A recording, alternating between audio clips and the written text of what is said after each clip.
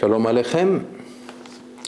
We continue with our study of Pirkei Avot. We are in the second chapter, of course, and Mishna, the fifth Mishna.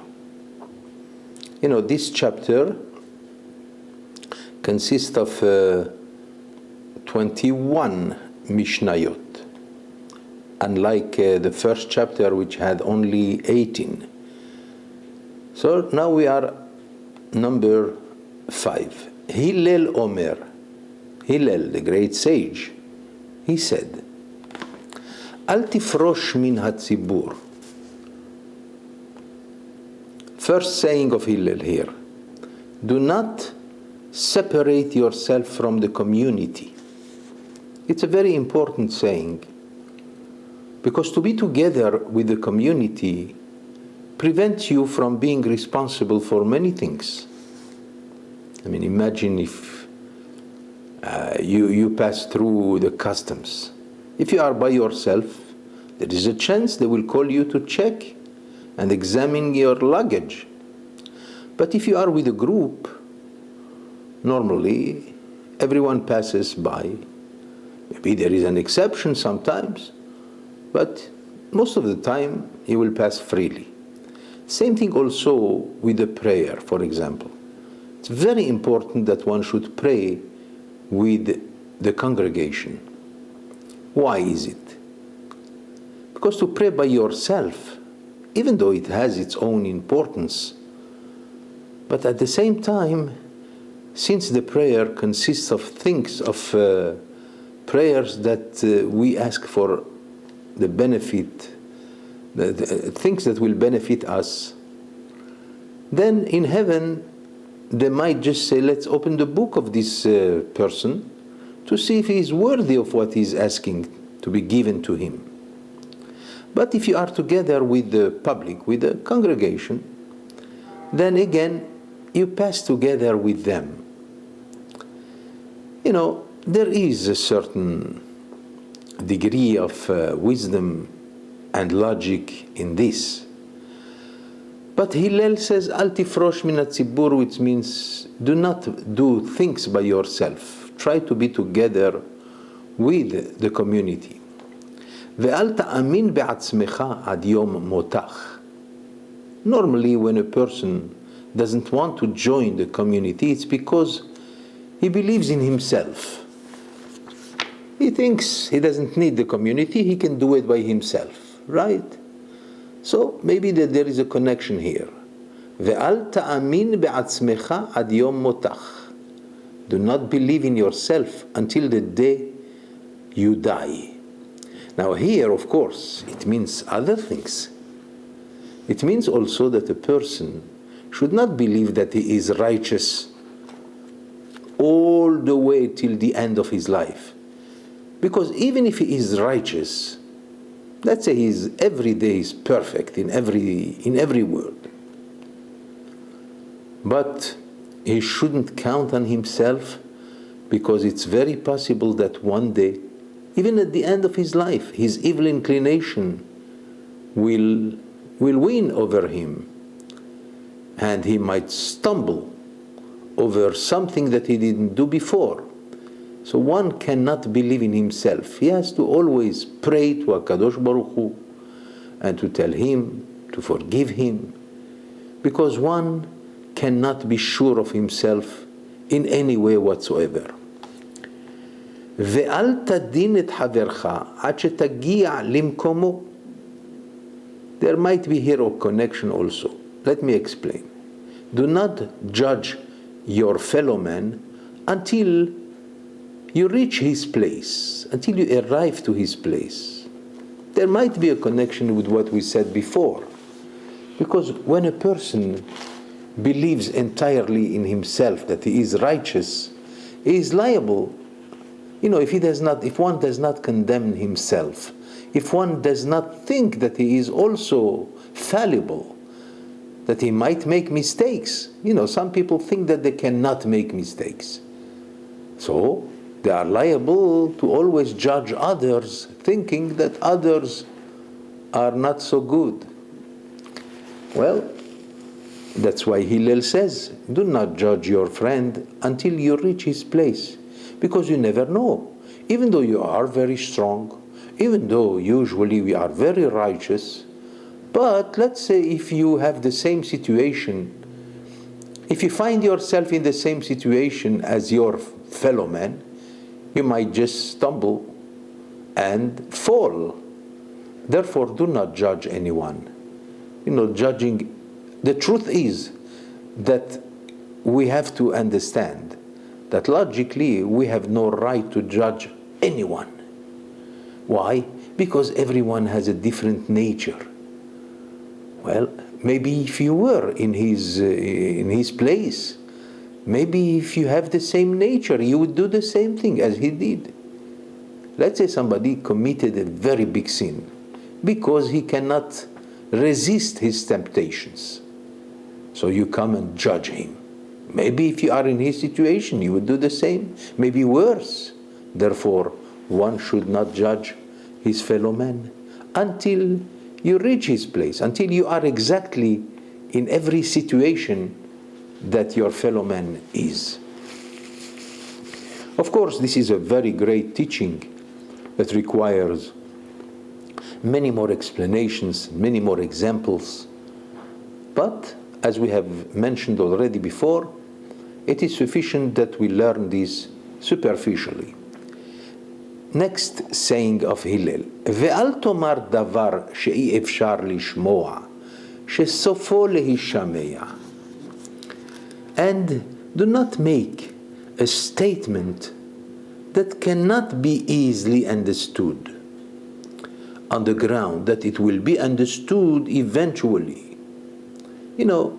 This could be understood in several ways. You could say that one should always be careful how he teaches, how he says things to people. Let him say it in a clear way, in a concise way. Try not to make it difficult for people to understand it. Also, we can understand that the meaning of this statement is that something that is eventually going to be known. Why do you have to say it? It's going to be known anyway. Usually I tell this to my wife. One has to check his words to see and to consider them if they are worthy of being said. One has to be very careful how we talk, what we say. Maybe it's not necessary to say it. Maybe it's known already, it's obvious. So why would you say it? There is a Kabbalistic belief that when a person talks too much, he might shorten his life because God gave everyone a certain amount of words that he is supposed to say in his life. But if he talks too much, unnecessary things, for example, it might be, it is possible that, the number of words that he was given in heaven will come to an end, and this is his time to live. Well, anyway, that's another way how to understand it. And finally, Hillel says, ואל תאמר לכשאפנה אשנה, שמא לא תיפנה. It means one should never procrastinate. You have something to do it now. Like we learned previously, ואם לא עכשיו אימתי, if not now, then when.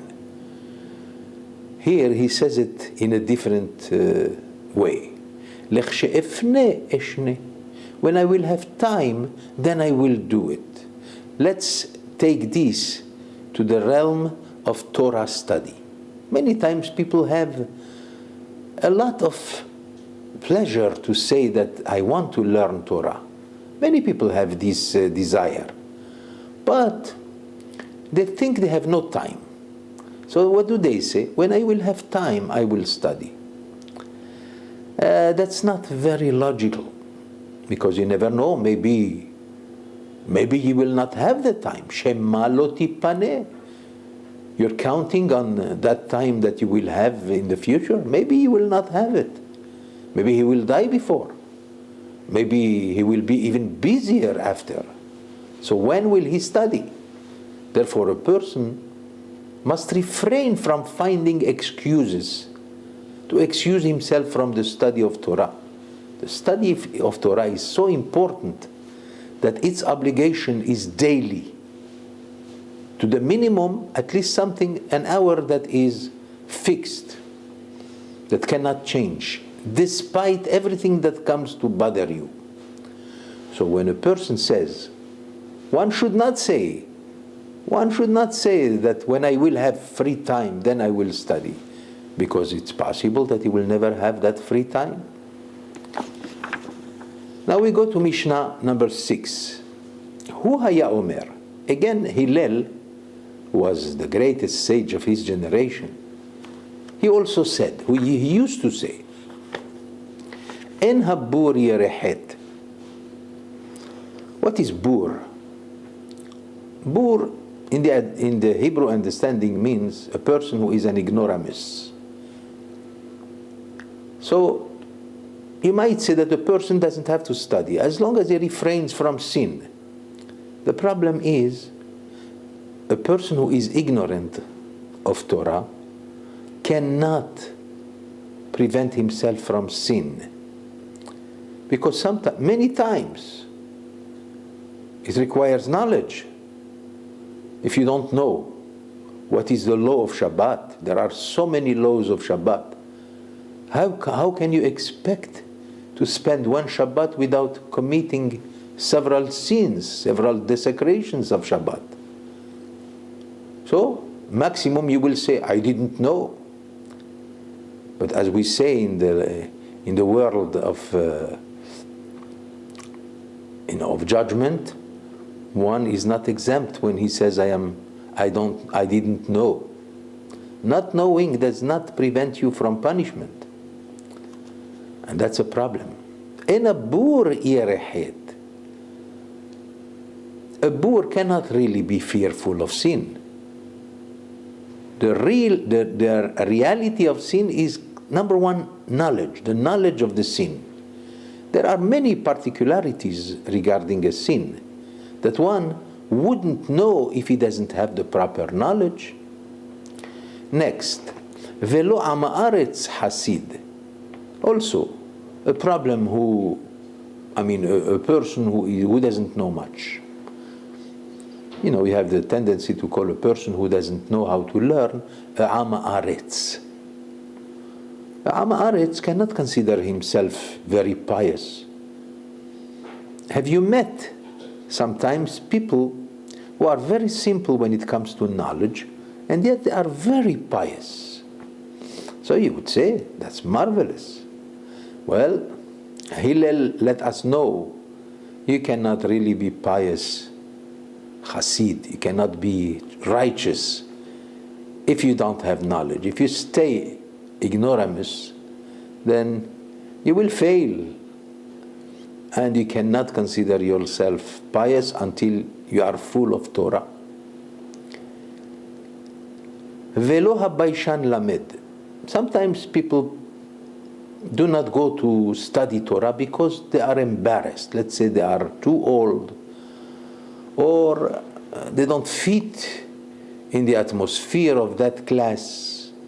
So they are ashamed, and they stay just like this without learning at all.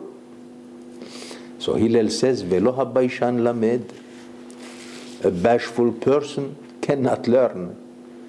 But at the same time, he says, Velo hakapdan melamed. This goes to a teacher.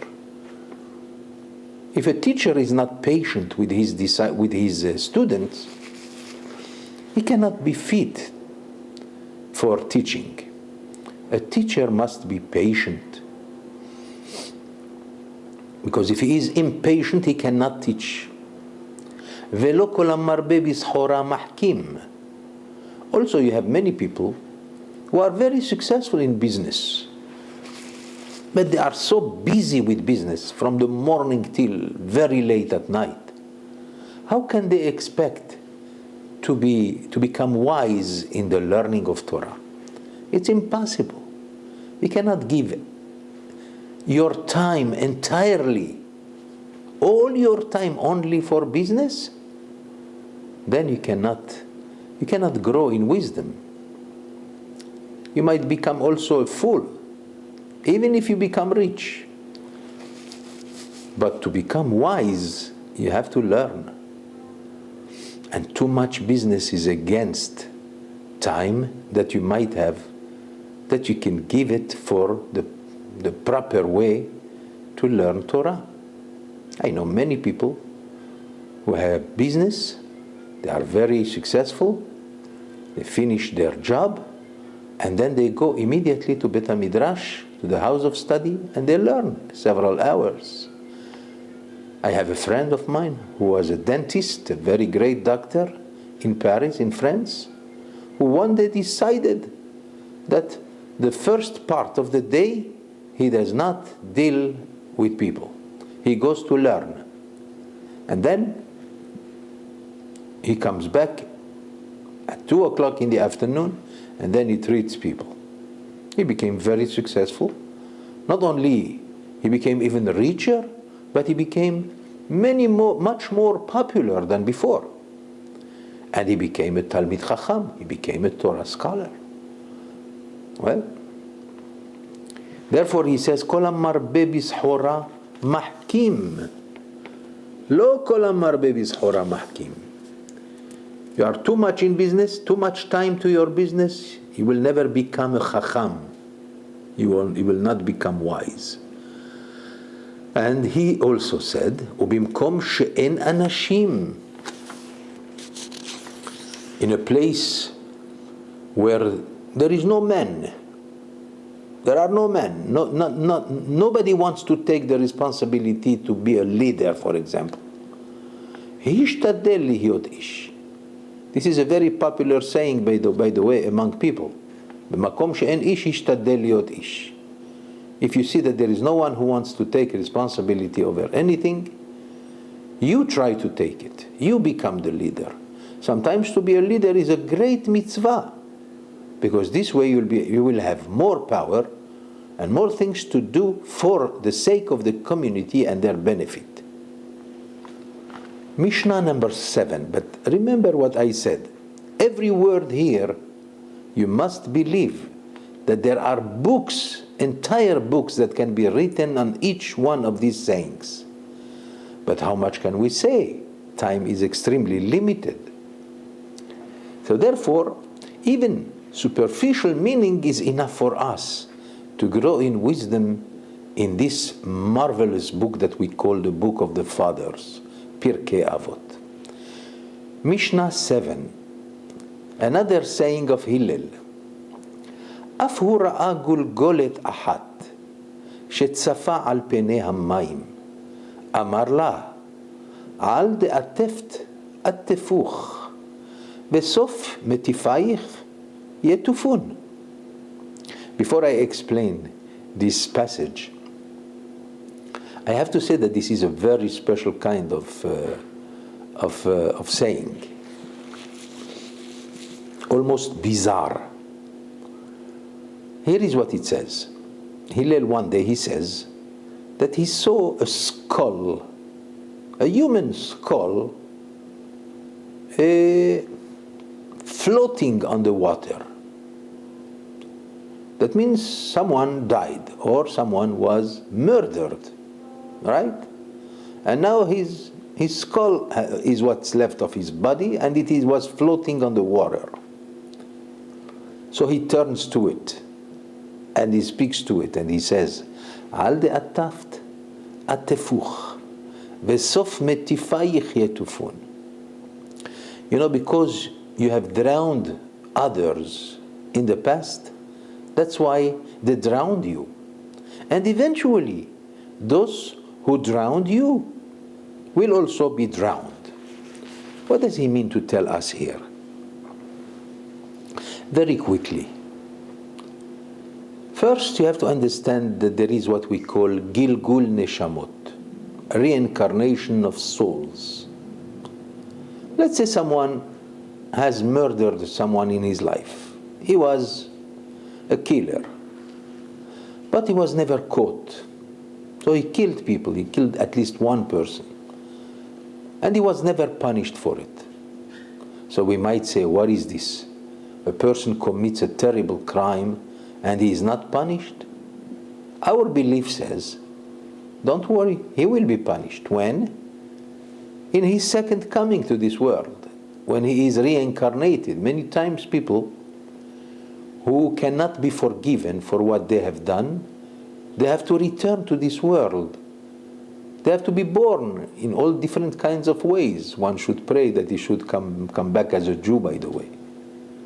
So he comes back, and in this second life he was murdered by other people. So you might say, the poor guy, he was innocent, why was he killed? Well, probably, of course, we are not allowed to say this on every case, because only God knows every case. But there is a possibility that the reason he was killed is because in a previous life he also killed. And therefore, those who killed him shall also receive the same punishment, whether it is in this life or in a next life. This is a saying that requires a lot of thinking and many examples. But enough for that. Mishnah number 8. Hu haya omer. Again, another saying by Hillel. And this will be the conclusion of today. Hu haya omer. Marbe basar, marbe rimma. The more flesh you have, the more worms you will have. Which means, of course, this is only a parable. Does not mean that so when a person is fat, that means, what it means apparently, if he eats all his life a lot of meat and he becomes extremely fat, then he should know that when he is in the grave, worms will have plenty to eat. That's the pshat. But it means also to people who have an excess of something, of pleasures. Then you have to know there is a time in which we have to pay for everything. You go into excess of pleasures, then you have to know you are going to cause yourself also worms, which means there are results to this, and you never know. It's very possible that the fact that you are so much after pleasures, that's exactly what's going to cause your fall. Enough with this. He goes on. Marbe nechasim, marbe de'aga. The more possessions you have, the more worry. This is something that everyone should agree upon that. I mean, the more money you have, the more, a person who has no money, okay, he has no money, that's true. But at least he doesn't have many worries. Let's give an example.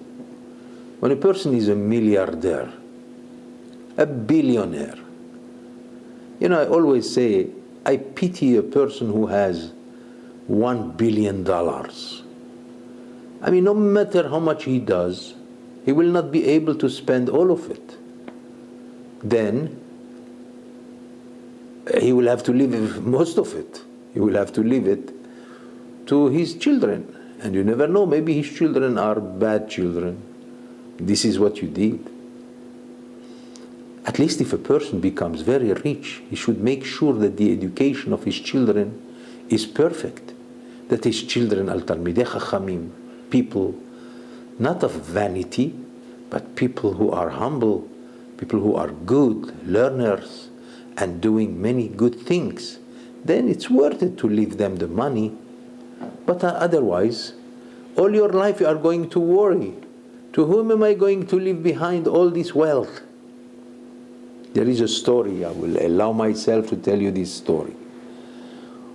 When Mr. Rockefeller, a very famous, very rich person in America, when he passed away, there were two rabbis who disputed about the matter, how much money did he have. One rabbi says, Mr. Rockefeller had $600 million. The other rabbi says, no, he had only $6 million. So the other rabbi said, how can you say that? Everybody knows that he had at least $600 million. What is $6 million? That does not make him that famous. But the other rabbi said, you don't understand. What is it that you really have? And our sages said that, by the way. En lo la'adam ella ma shehitzliach lehotzi behayav. What is really yours is what you were able to spend in your life. What he spent in his life, Mr. Rockefeller was able to spend in his life $6 million. The rest is not his. He left it behind. So now tell me, did he have 600 million or 6 million? And the other rabbis agrees, you're right.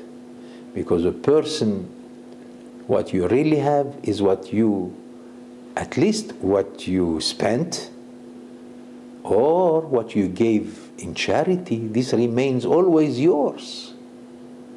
Or what you gave to your children, provided your children will always do the right thing. But let's say a religious Jew, he leaves behind a big amount of money, but he did not care about the education of his children. And his children are not Shabbat observant, they don't learn Torah. So what are they going to do with the wealth that came to their hands? They are going to spend it in cars, in women, all kinds of pleasures. And all this will be the responsibility of their father.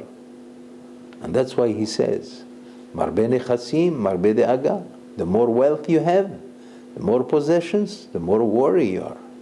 And of course it means, the simple meaning is, the more possessions and the more properties you have to think about this and this and this and this. But a person who has not much doesn't have many worries. Of course, I'm not suggesting that one should not become rich.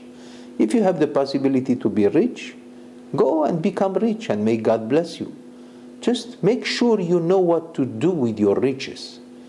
Our sages said, Gadol nisayon ha'osher, yoter minisayon ha'oni.